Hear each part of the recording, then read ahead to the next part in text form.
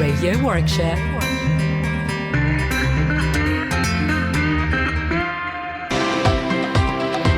Well, hello once again everyone and welcome to the Dougie Stone Radio Show. It's been a busy old week for Dougie Stone. We've been down at Kew Gardens with my wife's business, Moa, and a great event, brilliant. So this week I've got a couple of people on the show. I have got Martin, who goes by the name of The Warrior. He's going to talk a little bit about his story and what he's doing currently. And I met a lady, it was a chance meeting, her name's Ruth, and she talks about her two sons who are dyslexic. It was it was one of those meetings that I never expected to happen, but it was really good interview with her. Hope you enjoy that. And what I'm going to do tonight, I'm going to talk a bit about something that I wrote recently. It was one of my blogs, and I'm going to do that on the show, and I hope you enjoy that. And I've got a couple of people lined up for the next couple of shows. Next week I am interviewing a couple over from the USA. That's going to be interesting. And they both write books and do talks on dyslexia, which I'm really looking forward to speaking to them both about that. It's really cool. So hopefully that helps you and anyone who you might know who's got dyslexia, get you to understand a little bit more. And it's brilliant that they want to be part of the show. So if you'd like to hook up with me, please get on Twitter at Dougie Stone, drop me some messages in there for me. And I also create a podcast off the back of this show, and it'd be great if you go onto iTunes and subscribe to that. And if you can leave any comments in there, I'd really appreciate it. Thanks for being on board, thanks for checking us out every week. It's great that you actually spend time listening to me and listening to the people that I do find. I do try and bring you some very interesting topics and interesting people, and I think this show's no exception. Anyway, let's take it away. Radio Warwickshire.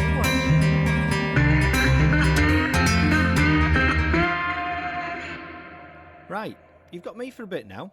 So what I want to do, because this show, like I said before, is all about various elements. It's about people starting a business and getting themselves going, people that's probably sat in an office now thinking, I wish I could do something. And the whole ethos about the show is me back in 2010 sat doing a job that I'd got totally disillusioned with and wanted to do something different. And I wish I'd have had this type of show talking to me back then. So that's what this is. That's what this show is about.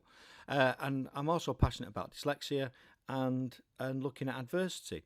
So this part of the show, what I'm going to do, I'm going to talk to you about a blog that I wrote a bit back, and the title was Dyslexia, You've Got It All Wrong. Because people are still confused about it, or they only understand things that are spoken about, like letters jumping around the page when people are reading and things like that. And yes, it does some people affect like that, but it's fundamentally that's just one of the symptoms from a dyslexic mind. And I do public speaking on it, and I try to encourage dyslexics to embrace the dyslexia, and for employers to embrace dyslexic employees. Anyway, let's get on with it. This is the blog that I wrote. So what I said was, back in 2010, I discovered at the age of 44 I was dyslexic, and it sent me on a path that I never expected. My discovery, like a lot of dyslexics out there, is the sheer stigma, and it's misunderstood and about the subjects, really misunderstood. So I set out to research it at university and understand the pros and cons of being dyslexic, because I wanted to know, I wanted to understand more about it. What is this thing? Why am I like I am? And it saddens me when I read or hear parents that find out their children dyslexic, and they almost blame themselves, and they feel that their amazing child is defective. That's terrible, isn't it? And they're going to fail in life, and will struggle to get a job and make ends meet. And basically, it's like the world has ended. And that's what I read, and that really quite upsets me when I read that people think that when they get told that the child has been diagnosed as being a dyslexic, that the world is ending. Far from it. So what I like to say is, see, the problem is that dyslexia as well as ADHD, dyspraxia, and autism, are all classed as learning difficulties and also fall into Disability at Work Act 2010. Now, I want to challenge this. Why, you might ask? Well, if you tell someone they are disabled or they have learning difficulties, guess what? They don't really expect much from themselves, and you'll not expect much from them either. And it smashes confidence and leaves the individual feeling less worthy than they should be. Parents are confused and upset and focus energy in trying to force spelling, reading into a young person's head. Teachers feel well, he or she is going to struggle and they'll have difficulties. And then often they get overlooked. There's not the same sort of effort put into that child because they're not going to get on very well, are they? And that's totally wrong. We need to change things. And the result is everything and everyone are further pushing that individual to expect a lot less from life and their potential abilities. It's time to look at this in a totally different way. Somewhere along the way, the ability to read and write has become the benchmark of ability. Ability to learn and great emphasis placed on passing tests that have been deemed the demonstration of a particular field. Now, what I'm not saying is don't educate people. That'd be ludicrous. But don't complete exams. What I'm saying is I'm laying a stake in the ground and saying stop thinking this is the only barometer. Stop thinking that written exams and tests are the only barometer for intelligence and someone's ability, because they're not. Let's put it another way. I put it another way. There's athletes out there. There are people who are good at sport and excel at it. You know, we've all seen the Olympics and we all see things on the telly. We don't test students on their ability to run 100 metres in a specific time, do we? And if they don't, we don't say, oh, he or she's got a disability, has got a training difficulty, can't train very well, something might be wrong with them. Now, how crazy would that be if we did that? How crazy would it be if we had children in school that were in the games class and they were running? We're saying, oh, they've got a sporting learning difficulty, and it just doesn't happen, does it? But yet we do it with the written word in education, in academic studies. So in 2016, we're still classifying a very intelligent group of people, circa 10 to 15%, as having a disability. This classification, this paradigm on dyslexia set up to help, is in fact very damaging. It's time to look through new lenses and new things. The facts are over 30% of entrepreneurs are dyslexic.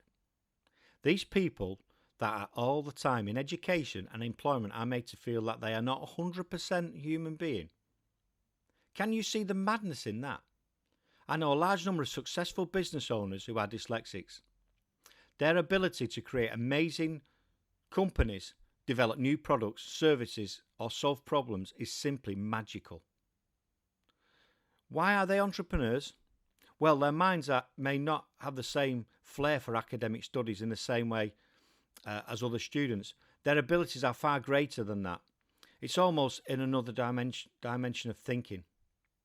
It's time in the UK we stop classifying dyslexics as not able, disabled, or have difficulties, to one there where they are seen as the foundation of greatness and the potential to help put the UK in the forefront of business and educational blueprints the world would envy.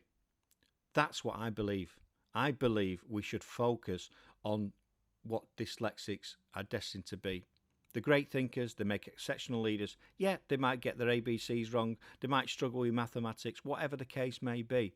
But we try and encompass everybody into this one-fits-all educational system. And businesses out there, if you're looking to recruit really good people, if you want employees that are going to innovate, they're going to come up with solutions to in your business, they're going to come up with new product ideas, then you need to really review your way of measuring those individuals and the way that you test employees that come into your business. And you need to use tools and the tests that look at the creative side of the brain and almost ignore some of the academic studies or the academic results that individual will bring to the business, because you're looking in the wrong areas.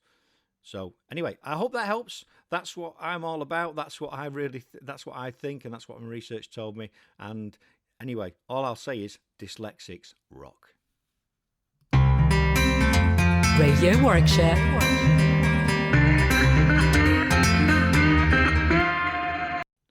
Yeah, I wanted to do that little piece because I interviewed a lady called Ruth when I was at TBNS, which was the business show in Wolverhampton a few weeks ago now. It seems like a lifetime ago, and it was only a few weeks ago.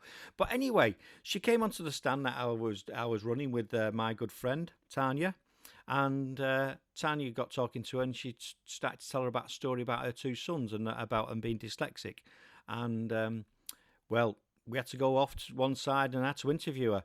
And I hope you enjoy this. It was really great to meet Ruth. Thanks for being on the show, Ruth. And like I said at the time, give your lads a pat on the back from me because I think they're amazing. I think and what you've done is sterling work. Anyway, here we go. I'm always seeking out people, you know that, and that's what this show's all about. It's about encouraging people to become more entrepreneurial and do what they're destined to do. And I'm actually at an expo today, TBNS 2016 in Wolverhampton, and I've bumped into this amazing lady called Ruth. And she's told me her story, and I'd like her to share it with you now, and hopefully it inspires someone. Ruth, take it away. Just tell us what you were talking about before.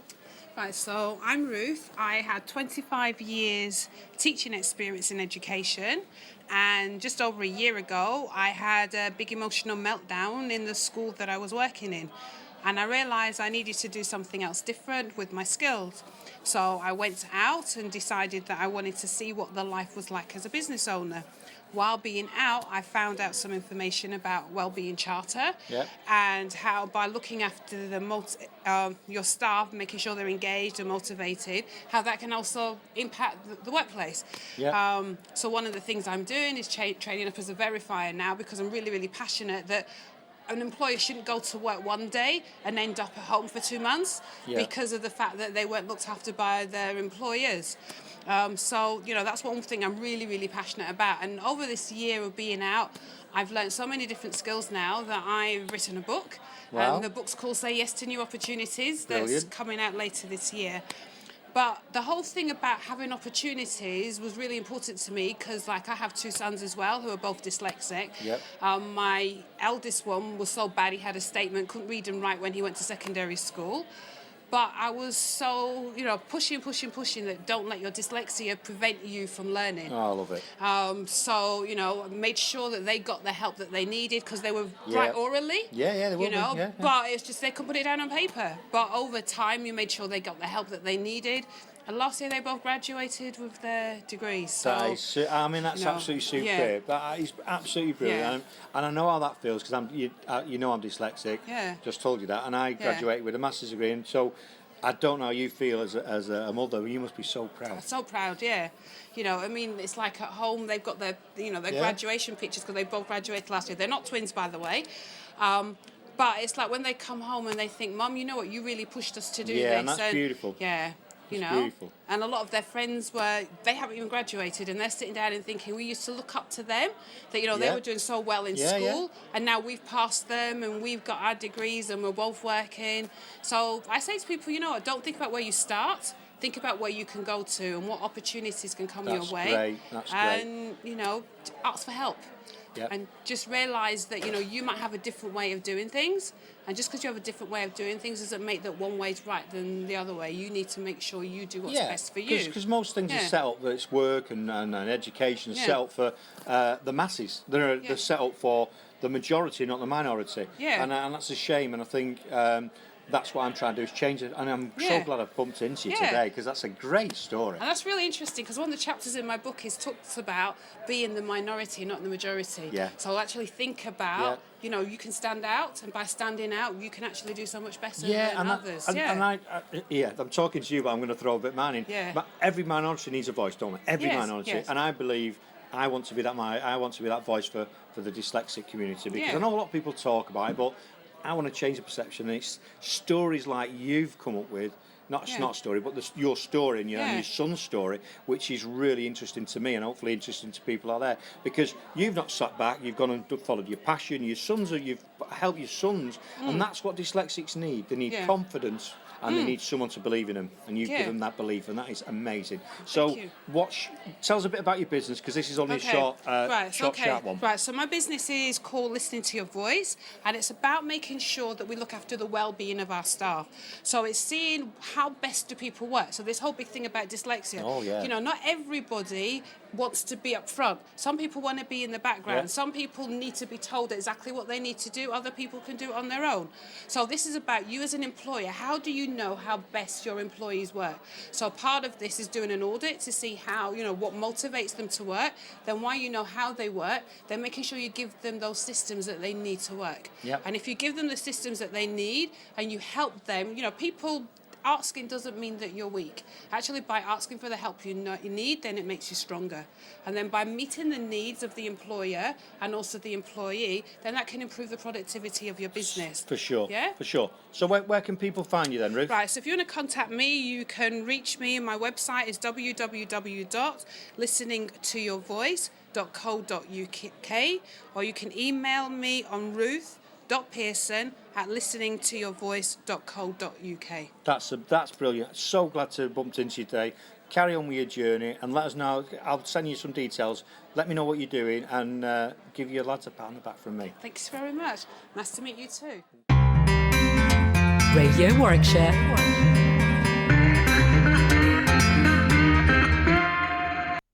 Yeah, I really like talking to Ruth. Thanks for being on the show, Ruth. That was really good. What a chance meeting that was. And what she's done for her two boys, which is great. And as parents, we all want the best we can for our children, don't we? And she's not giving up, and she's giving them hope. And she actually was telling me that, in the interview, that some of the people that he'd gone to school with, they put as a more intelligent, doing better exams. They've out surpassed them when they left school. So that is really good. Great story. What a chance meeting that was. I'm going to do you another quick section on dyslexia again, because that's what most of the show is about today. And this is something else I wrote a bit back, so I'll share it with you. And basically, it's titled "You Can't Read Well, Stupid." So you can't read well, stupid. Well, tell someone something over and over again. If society labels you, if education's measured you, if employers ignore your ability, guess what happens? You become that thing. You give up and potentially, worse of all, drop out of society as a whole. Well, I feel I had to write something. Why? Because I read an article from someone in education expressing how children should be able to read, and we need to identify the potential non-readers early so we can teach them to read. I thought, really? The article by a school talking about kids struggling to read. The article went on to talk about getting kids to read by a certain age, or they are destined to failure. Well, God, my eyes were rolling at this point. Oh, great. You can't read, you'll end up in prison. That's what I thought.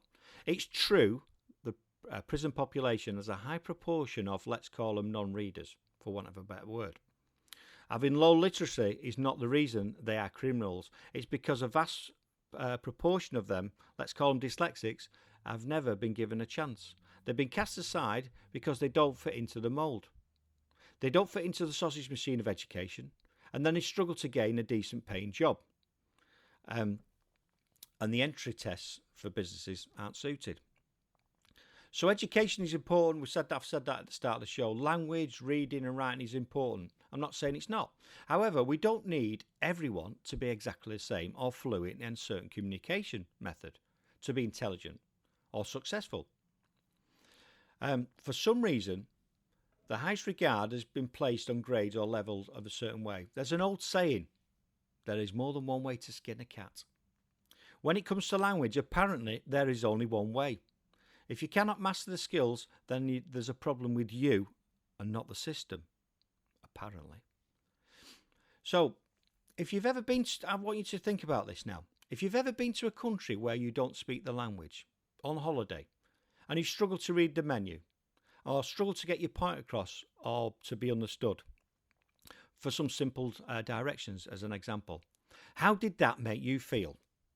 Think about that. How did that make you feel? I imagine you felt not very confident or comfortable. And what I say is, were you stupid? Were you less intelligent than the French waiter trying to take your order? That's right. No, you're not. The vast majority would expect the person to speak your language and understand your point of view. Yet, when in school a child is struggling to get their point across and struggles with the language, the words that they're expected to absorb, but struggle, society regards them as being less intelligent. Naively, the view is we must be able to get this in their heads. As luck, the other 80-90% find it a breeze. Would it not make more sense to accept that not everybody is good at everything? We don't look at someone that cannot play an instrument and find ever increasing ways to get them to learn, do we? We don't get frustrated that not every child finds physics or chemistry easy. So why do we get frustrated when they can't all get to a level? I found this absolutely bonkers. Now, I'm not saying don't educate. That's absurd, ridiculous. And let's just step back and realise that not everyone can be good at everything or the same things either. That will make a crazy, boring world. What I suggest is realise that pupils will get to a certain level, their level. Find out what they are good at and fire all your energy into that. At the start, I mentioned a high proportion of the prison population dyslexic. The same can be said for entrepreneurs. A high proportion of entrepreneurs are dyslexic. There are, in essence, two routes we can send our future generations down. Let's show them the right path. Let's educate for an entrepreneurial path, penalpreneurial. I know there's not a word, I've just made it up. The results would be less people in prison and more great businesses. So my parting shot on that little section is stop putting square pegs in round holes. Radio Warwickshire.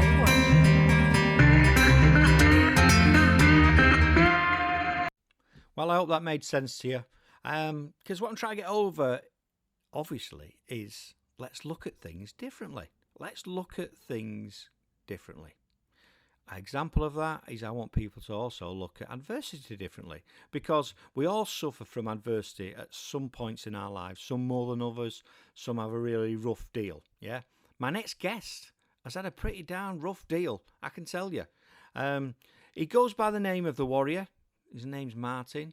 He does a lot of work currently trying to educate people and help them in a particular area. And I won't spoil it for you because he's going to talk about it. But yeah, I managed to track him down, as I do these people, and we went to an area when we was at an event and I interviewed him. And I hope you enjoy it. He'll give you some details how you can get hold of him. But here we go, Martin the Warrior. Yeah, so today I've managed to track down, and he's known as the Warrior. Yeah, that's what he's called, the Warrior. And you'll probably understand why it's called the Warrior in a minute. So we're just doing a short interview. We might have a full-blown interview at some stage in later. But Martin, take it away. Tell us a bit about your story. And to people out there, tell us what you're about and what you're doing currently and how you're encouraging people with what you've experienced. Well, I've been a journalist all my life. I've worked on regional papers all across the West Midlands for 25 years. But I've also been through a lot of adversity in my life. I was born with spina bifida and hydrocephalus, and I'm incredibly lucky that I can walk because I have that. Because I know an awful lot of people that were born with it in the 60s and 70s when it was more prominent, who are paralysed or who are in wheelchairs or who are on walking sticks. So the fact that I can walk is incredibly lucky. Yeah. I've also suffered with epilepsy. But the main part of my story is that in 2013 I suffered a stroke, which was mainly caused by work stress, by the massive amount of stress I was under as a self-employed freelance journalist. And when I suffered that stroke, I collapsed in the middle of a road and was nearly run over by a bus. I came 6 inches away from being run over by a 47-seater bus. And that does change your perspective on life massively. I bet. It makes you realise that you have to make the best out of every possible day, because you might not get another day. You never know when it's going to end. You never know when your ticket to enjoy that day is not going to arrive. Yeah. So you just have to make the best that you possibly can out of every day that you get, and that's what I'm trying to do at the moment in a number of ways.